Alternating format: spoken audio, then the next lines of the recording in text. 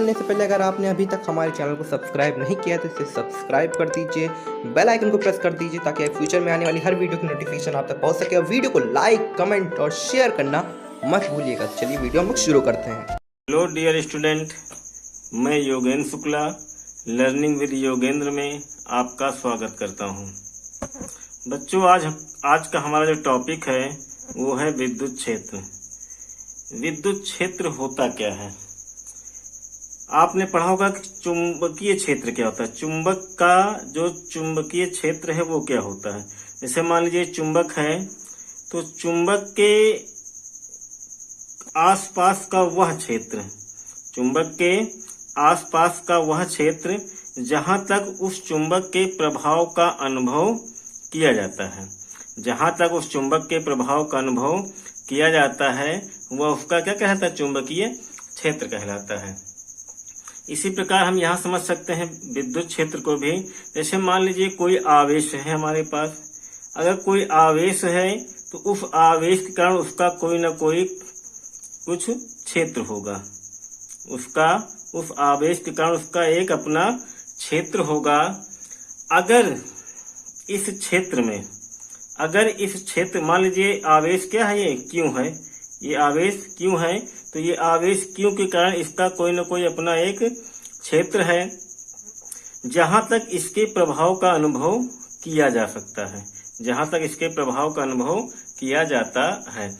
जैसे मान लीजिए अगर इस क्षेत्र के भीतर कोई दूसरा आवेश लेके जाते हैं, मान लीजिए इस क्षेत्र के भीतर कोई दूसरा आवेश लेके जाते हैं, तो यह आवेश उस दूसरे आवेश पे क्या लगाता? बल लगाता है। उस दूसरे आवेश पर विद्युत बल लगाता है, और वह विद्युत बल प्रतिकर्षण बल भी हो सकता है और आकर्षण बल भी हो सकता है। क्योंकि अगर समान प्रकार का आवेश है तो प्रतिकर्षित करेगा, और असमान प्रकार का आवेश होगा तो आकर्षित करेगा।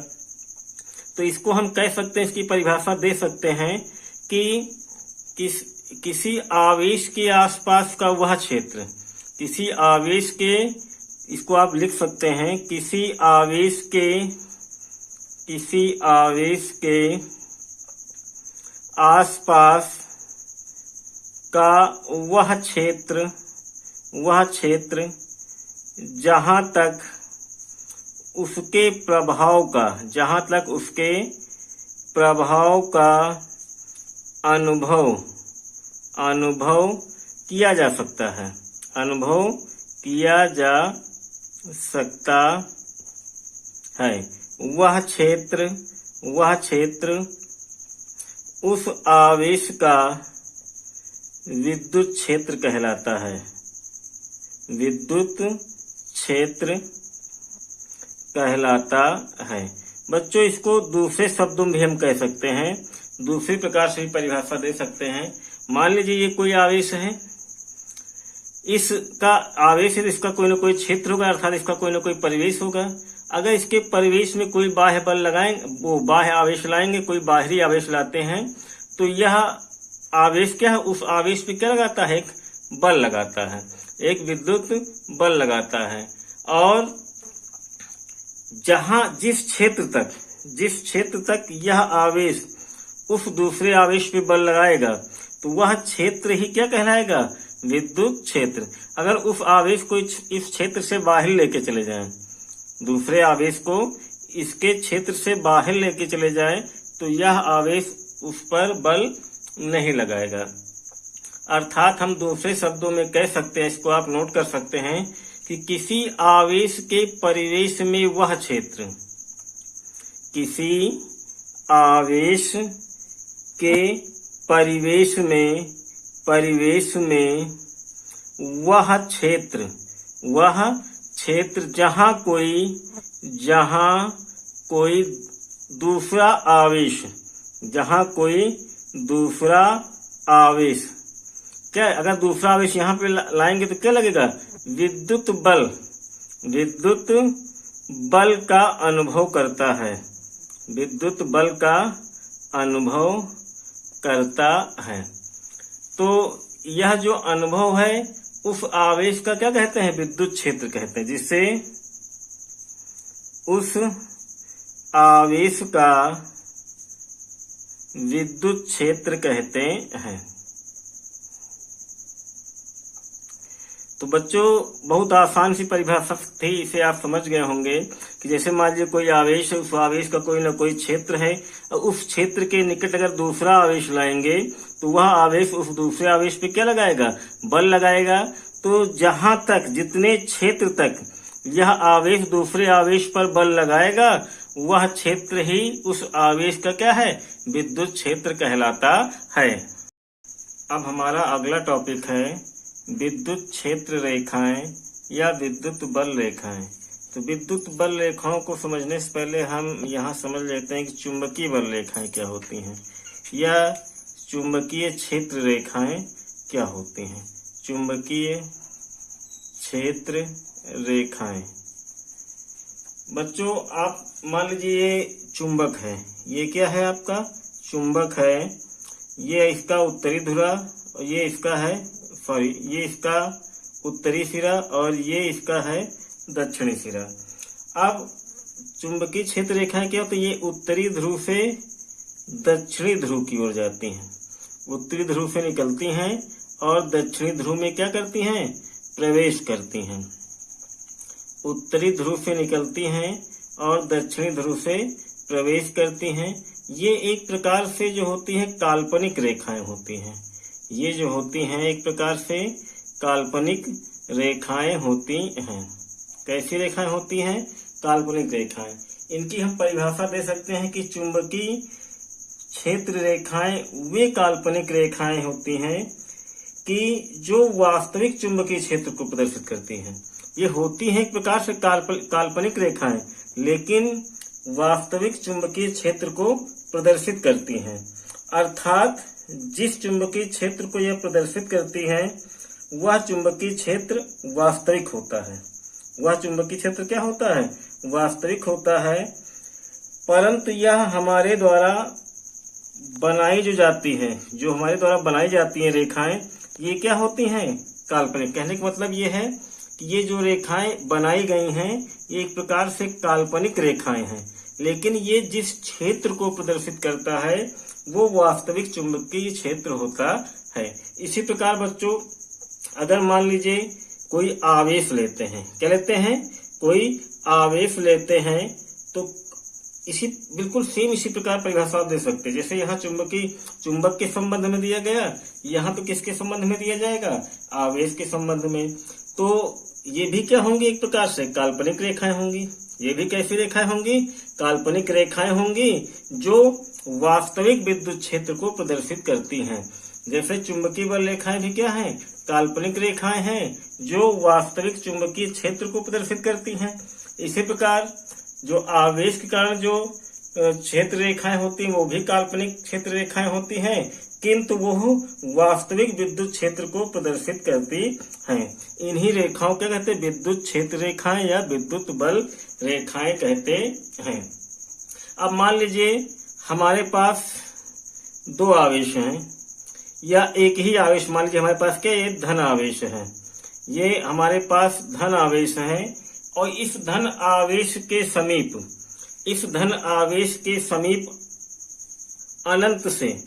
अनंत से एक धन आवेश को इसके समीप लाया जाए, एक धन आवेश को इसके समीप लाया जाए। अब चूंकि आप जानते हैं धन आवेश क्या है, धन आवेश को क्या करेगा, प्रतिकर्षित करेगा, तो उस पर ये चुंबकीय बल रेखाएं क्या होंगी, सीधे, क्योंकि उस पर क्या लगाएगा, सीधा सीधा प्रतिकर्षण बल लगाएगा। जिधर से भी अगर इधर से आएगा सीधा सीधा उस पर क्या लगाएगा, प्रतिकर्षण बल लगाएगा।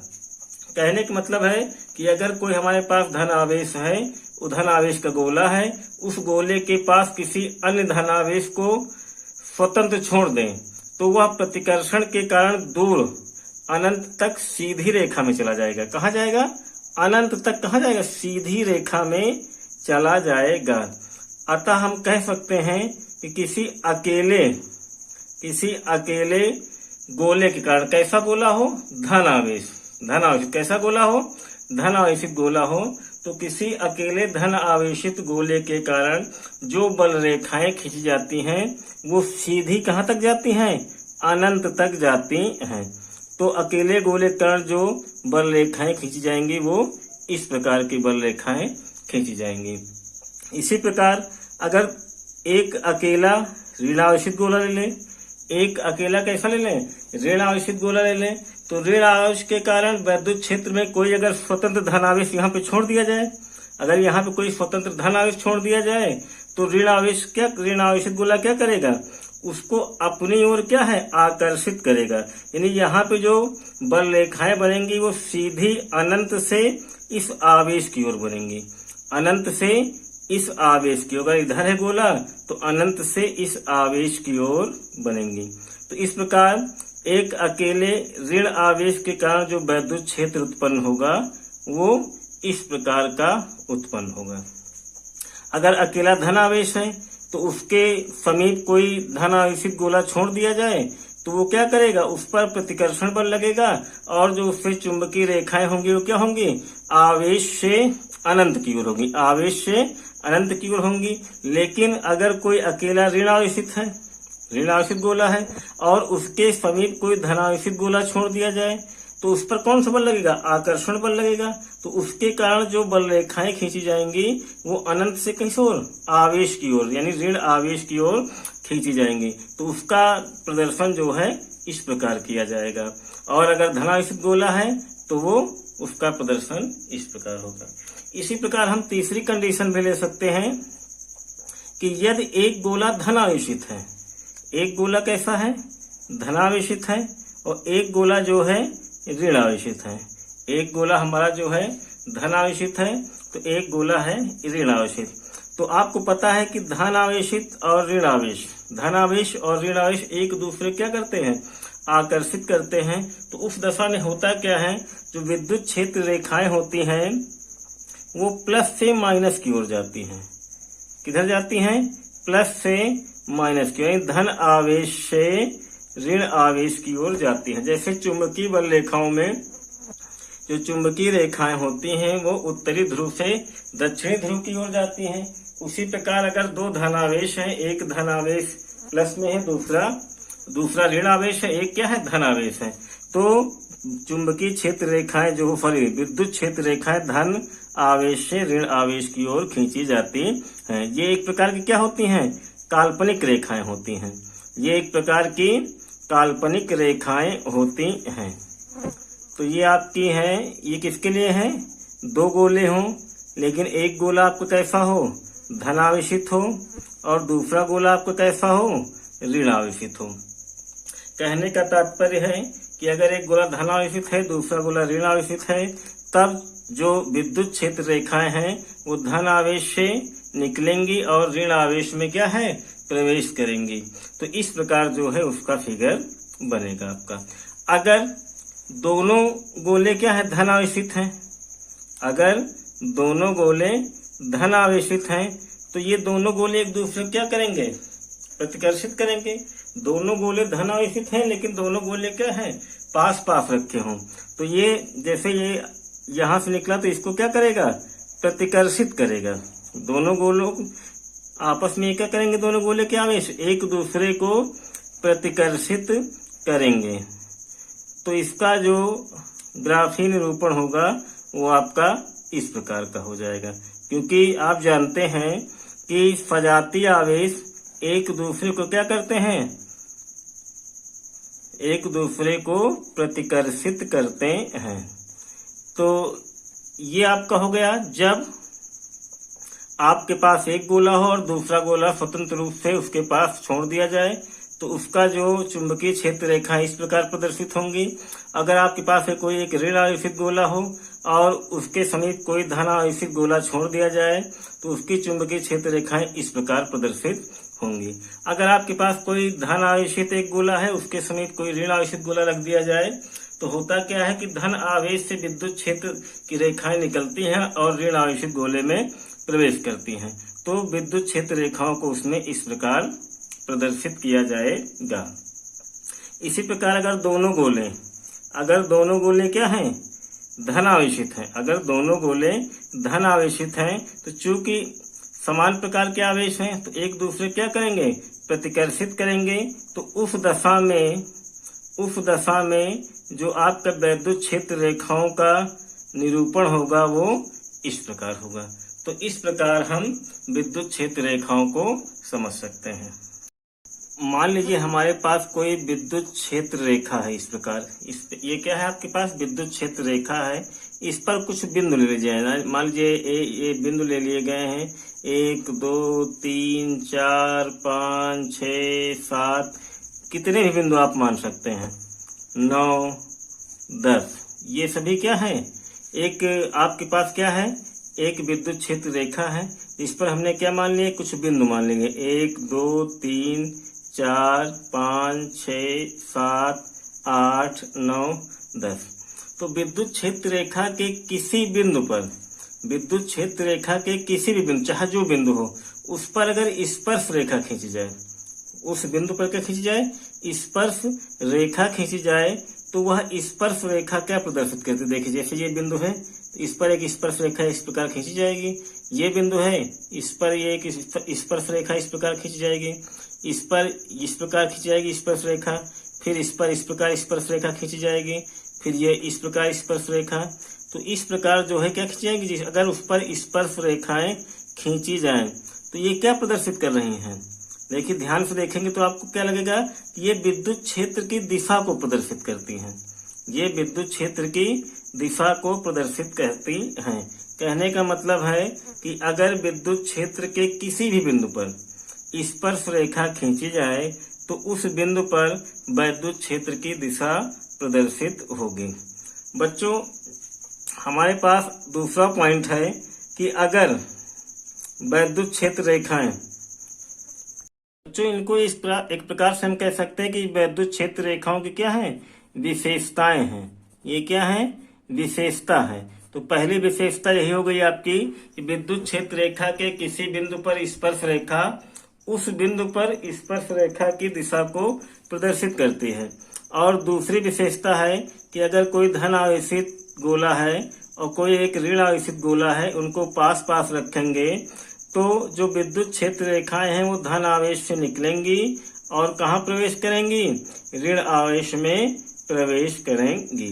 तो ये आपकी विद्युत क्षेत्र रेखाओं की ये दूसरी विशेषता है, धन आवेश से निकलेंगी और ऋण आवेश में प्रवेश करेंगी।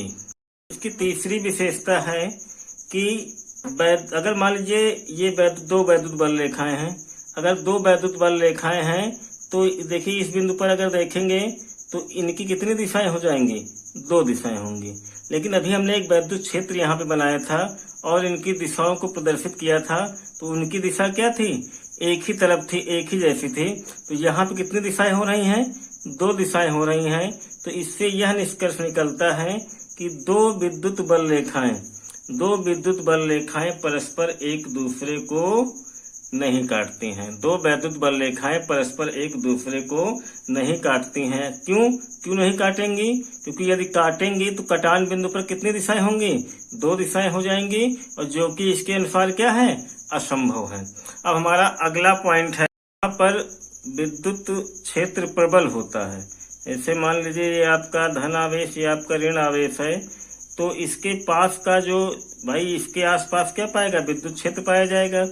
तो जहाँ विद्युत क्षेत्र क्या होगा, जहाँ समीप, अगर आवेश के समीप है तो प्रबल होगा, और जैसे जैसे दूरी बढ़ती जाएगी विद्युत क्षेत्र का मान भी क्या है, घटता जाएगा। इसी प्रकार हम कह सकते हैं कि किसी आवेश के समीप जो विद्युत बल रेखाएं होती हैं वो क्या होती हैं, सघन होती हैं।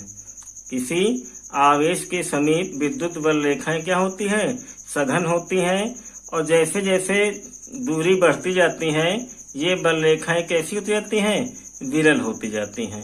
तो ये वैद्युत क्षेत्र रेखाओं की कुछ विशेषताएं थी, इन्हें आप अपनी कॉपी में नोट कर सकते हैं। अब हमारा अगला पॉइंट है, देखते हैं उसको। मान लीजिए हमारे पास कोई वैद्युत बल रेखाएं इस प्रकार हैं, ये वैद्युत बल रेखाएं हैं, ये क्या है, वैद्युत बल रेखाएं। तो यहाँ पे इन रेखाओं को देखने से ही पता चल रहा है कि इनकी जो दिशा है वो क्या है, नियत है। नियत मतलब एक ही तरफ, इनकी दिशा क्या है, नियत है। और इनका जो परिमाण है, इनका जो परिमाण है वो भी कैसा है, नियत है। परिमाण कैसे चेक करेंगे, अगर इनके बीच की दूरी, अगर इनके बीच की दूरी, दोनों दो रेखाओं के बीच की दूरी आपस में क्या है, बराबर है, तो उनका परिमाण भी क्या होगा, नियत होगा। और देखने से लग रहा है दिशा भी क्या है, नियत है। अगर बल रेखाएं इस प्रकार हैं, अगर विद्युत बल रेखाएं इस प्रकार आपकी खींची हुई हैं, तो आप देखेंगे कि यहाँ पर जो दिशा है, जो दिशा है वो क्या है, नियत नहीं है। कैसी है, अनियत है। दिशा जो है अनियत है, लेकिन यहाँ इनके बीच की दूरी जो है, इनके बीच की दूरी क्या है, बराबर है, इसलिए परिमाण जो होगा वो कैसा हो जाएगा, आपका नियत हो जाएगा। कैसा हो जाएगा, नियत हो जाएगा। इसी प्रकार अगर इस प्रकार बल रेखाएं खींची हों, विद्युत बल रेखाएं अगर इस प्रकार खींची हों,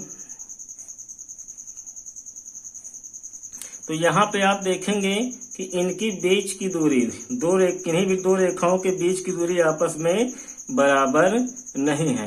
तो जब दूरी बराबर नहीं है तो परिमाण क्या होगा, नियत नहीं होगा, अर्थात परिमाण क्या होगा, अनियत होगा।